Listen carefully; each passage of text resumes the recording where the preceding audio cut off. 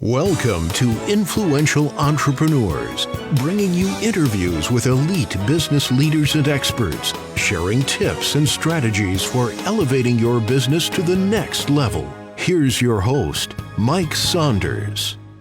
Hello and welcome to this episode of Influential Entrepreneurs. This is Mike Saunders, the Authority Positioning Coach. Today we have back with us Ron Roberts, who's the founder and CEO of Roberts Retirement Group, and we'll be talking about healthcare planning for retirement. Ron, welcome back to the program. Well, thank you, Mike. Glad to be here. Hey, so I know that this is such a huge topic because the topic of healthcare and affordable healthcare and ideas and plans and costs and changes, just it seems like every time you turn around, there's some new thing to keep in mind. Where do you begin with your clients when you're helping them understand healthcare planning?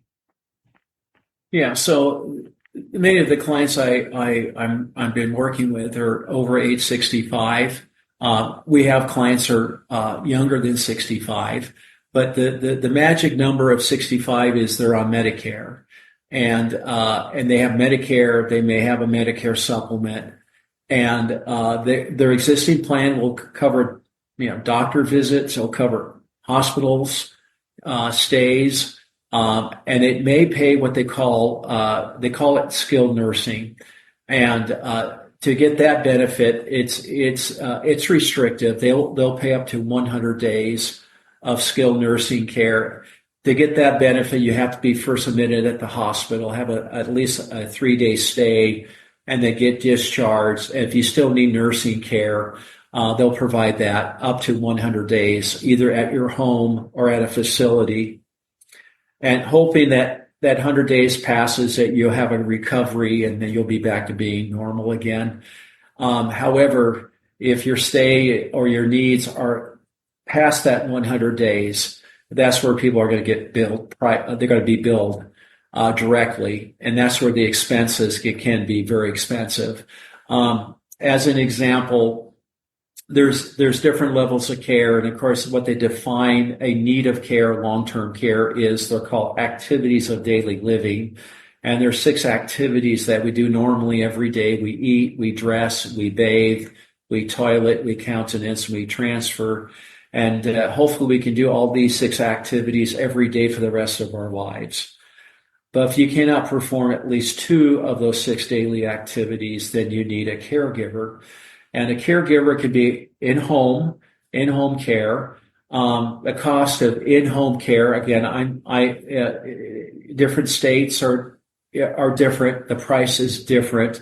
Coming from California here, cost of care for home can be as much as $60,000 a year, which is about $5,000 a month.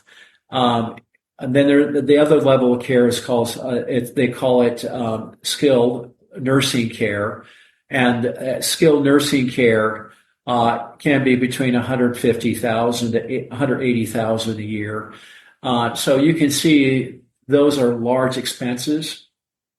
And most people, they have what we call the hope and pray method. Hope and pray it doesn't happen.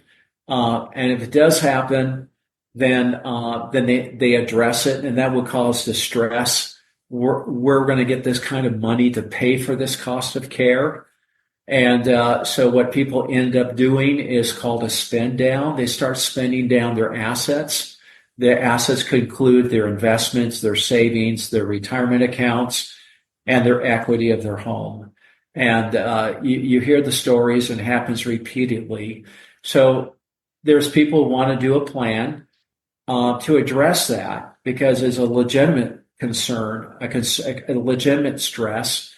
And so there are different plans out there to address it. One would be buying a standalone long-term care insurance policy, where it is medically underwritten, so you have to be at decent health, and then once you get approved, you have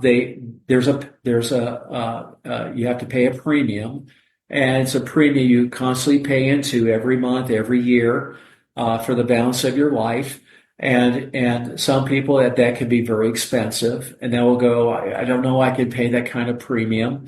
And they're known over time decrease those premiums because the cost goes up, and so they have to decrease the premium cost.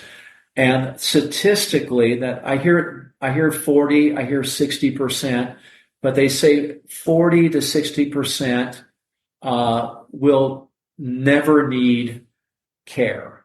And we have an expression, it's called live long and die quickly, which is actually a blessing. Mm-hmm. But if you pay into a policy like this and you never make a claim, then the policy goes away. You can't pass that benefit to your spouse or to your family. That is one type of plan that is available out there. Another plan out there, they're called life insurance policies. They could be they're called universal life or whole life, and they have a rider, and the rider is based on your death benefits. And so, say you have a $500,000 death benefit on your policy, and you want to make a claim on it. They will take the money out of your death benefits to pay for your cost of care. Again, a policy like that can be funded by premiums. Again, you're paying premiums, or you can reposition an asset from somewhere else and fund it as a single lump sum, and it's fully funded. You don't have to pay it one time. There's another one called annuities that have a long-term care rider to it. That again, it pays when you want to trigger for long-term care. You can take the value of your annuity, say it's worth $200,000, and depending on your health, you can times it by twice or three times. So you can take a $200,000 initial investment, make it to a $400,000 or a $600,000 long-term care benefit. So those are kind of more traditional ways to address how to pay for long-term care if you want to do some planning. Occasionally, I'll meet a client who has lots of assets, and we do the numbers, and we say, you can fully fund it yourself. You can fully fund long-term care out of your personal assets.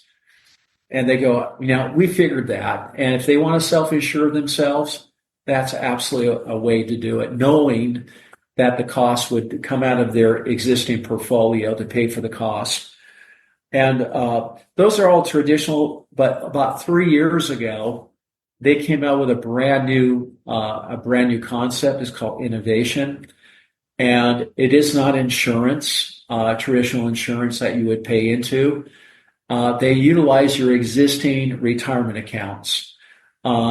You have an existing retirement account because it tends that most people's assets, one of their larger assets is their retirement accounts, like a 401k and IRA account. And so you are able to have what they call benefits. They're called long-term care benefits. They actually call impaired health benefits. And so you have two types of value. The one value is your value. That's your accumulation value. That's the money. That's your retirement. That's your money. That's the one you're going to draw on. Say you want to draw money out monthly for your income. Then you have a separate value called retirement benefit value, which is growing as well. And it's growing a little bit faster than your account because whatever interest you accumulate on your own accumulation, they double the growth on the retirement benefit value. But when you trigger it, it's what the value is at the year you trigger it. And there's no waiting period, but the money is there. And again, they need a signed form by your doctor that says my patient cannot do 2 to 6 daily activities. And the deposit goes directly into your personal checking account. And when the money is received, you can use the money any way you wish. You can hire anyone to be a caregiver. It can include a spouse, a son, a daughter, grandson, granddaughter, a family member, a friend, or you hire someone. But you control the money. You control how many hours you want that caregiver to be at your home. And if you have any money left over, you keep the money, and it pays out for 7 years. And they say the average stay of care in America is 3. So say you use 3 years of it and pass, there's still 4 remaining years. Those 4 remaining years will be paid directly to your spouse or your family, your living trust, however you want it to be given to as a beneficiary. And again, if we do the conversion, we talk about Roth conversions, that's one of the objectives, then anything that comes out of this account, your retirement benefits would be 100% tax-free because it's a Roth account that's coming out of. So that's the new innovation, the new generation of covering costs. There's not a premium for it. It's just built in your existing account, your existing retirement account. It's been very well received. People love it. There's no medical underwriting. The only thing they ask is, can you do all 6 daily activities at the moment? And the answer is yes, you have the coverage. So that gives you kind of a explanation how we address long-term care planning. Yeah, you brought up a statistic that if you had a standalone long-term care policy, statistically 30 or 40% of those people never have need to use it. So then those premiums you've paid just are gone. It's not like an asset. Whereas some of these other opportunities that you mentioned either wouldn't have a premium associated, or like with the life insurance or annuity side, it's tied to your account to where if you needed it, it's there. If you didn't need it, your funds are still there growing. And so that's kind of is that new wave of opportunity there that would set people's mind at ease. You're exactly correct, Mike. Absolutely. Now, another statistic that I've heard, or maybe let me ask you, what is the specific statistic? Some people might just have that, hope and prayer idea of like, oh, I hope I don't ever need it. But what percentage of people will typically need to have some form of long-term care? Yes. So again, these activities of daily living, that's the marker there to decide if you need care or not need care. So when it comes to a point where you cannot perform 2 of the 6 daily activities, that specifies that you need a caregiver to assist you. So that caregiver could be home care, it could be assisted living, it could be skilled nursing care. But that's what basically determines. And when I do the interviewing process, these are the questions I ask in our interview is their family history. If their family history, my parents went through this, my uncle, aunt went through this, or they have an older sibling. Yeah, my older sibling went through this. It's real. It's real to them. Knowing that, they're paying for it, and this is how they're paying for it. And when they hear about their options to address it, then we go there and do the plan. Then you have others who'll say, well, we really don't have those issues in my family. We tend to die. We get terminal and we die. And so maybe them, it's not really real. Because the family hasn't experienced it yet. But that's one of the factors I address, because it's their motivation. If they're motivated because of family history, they're going to go, I got to do a plan. And then if you plan for it, then you've got that peace of mind in place. And then if you didn't need it, good. But if you don't plan for it and needed it, that's when the trouble comes. Right. Exactly. So talk a little bit about when, those daily activities and things that you mentioned, and now we know that someone needs some form of long-term care. A couple of the things that would come into my mind is, can you have long-term care in your own home, or do you have to go to a facility? And do you have your choice of your provider, or is it some list that I have to follow that the long-term care provider says you can only go to these places and I didn't really have any choice? How does some of those options work? I think in many of those instances is the doctor. The doctor will know what level of care they'll need.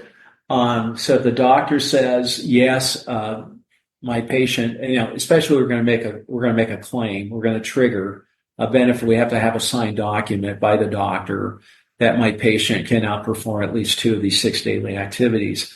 So if the doctor is comfortable at them having home health care, that's where most people would like to be, is in a familiar surrounding. They're comfortable at home.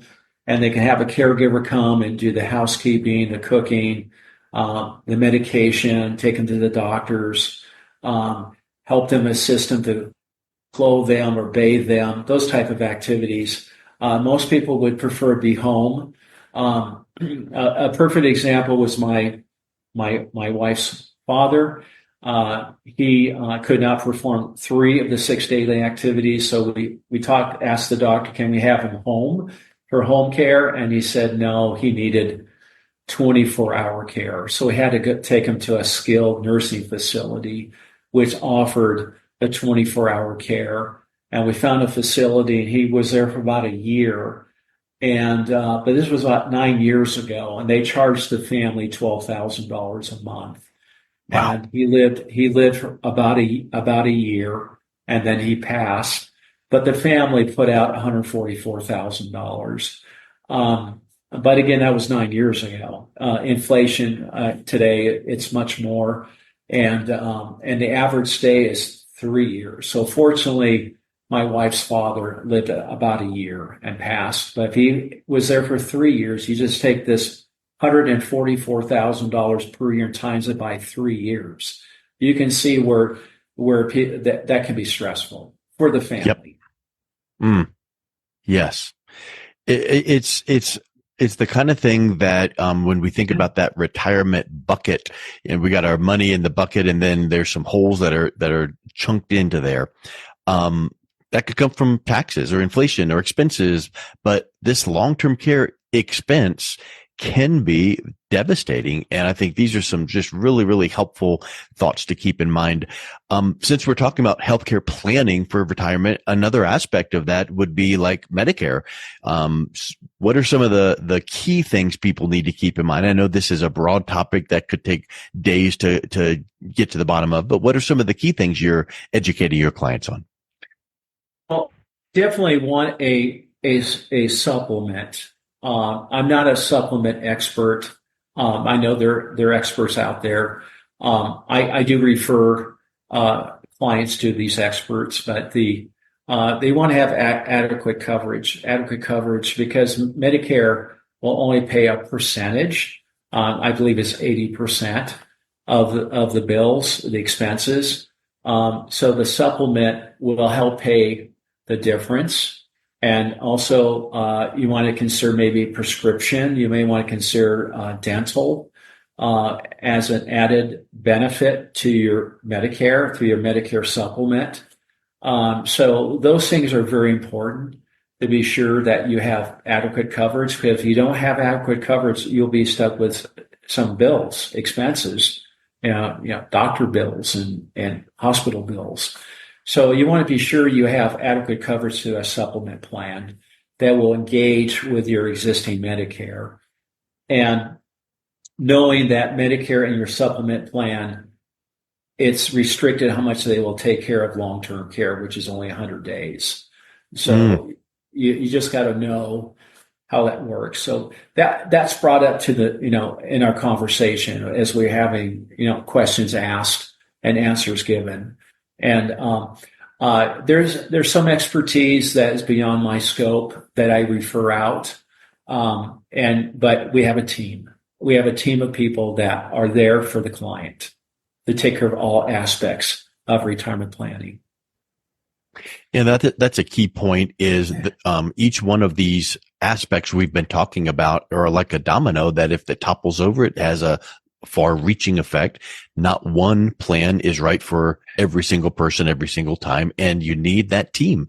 And if Ron is knowledgeable about everything, he can bring in the right person at the right time to make those right recommendations. And I'm sure you work with the client's team as well. So it's the kind of thing where let's just all get on the same page, make sure that we're making the right decisions. So let's wrap up this conversation on healthcare planning. What are some final thoughts that you would have? And then how can people reach out and connect with you to learn more? Yeah, I would encourage, as part of your retirement plan, is have a healthcare plan in place. And when that plan is in place, then you'll give you some reinsurance, and it will give you, you'll be totally stress-free about this aspect. It's something that you hope it never happens, But if it did happen, you're glad you have a plan in place. A lot of folks don't have a plan. They have the hope and pray method, and they're gambling their future based on a hope and play plan. So I encourage you to look at, and you can reach us.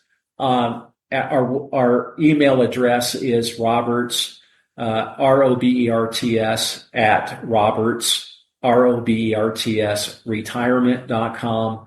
Our website is robertsretirement.com, and you can reach us by phone at 209-223-7870.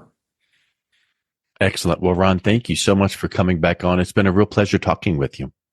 Thank you, Mike. It's a pleasure as well. You've been listening to Influential Entrepreneurs with Mike Saunders. To learn more about the resources mentioned on today's show or listen to past episodes, visit www.influentialentrepreneursradio.com.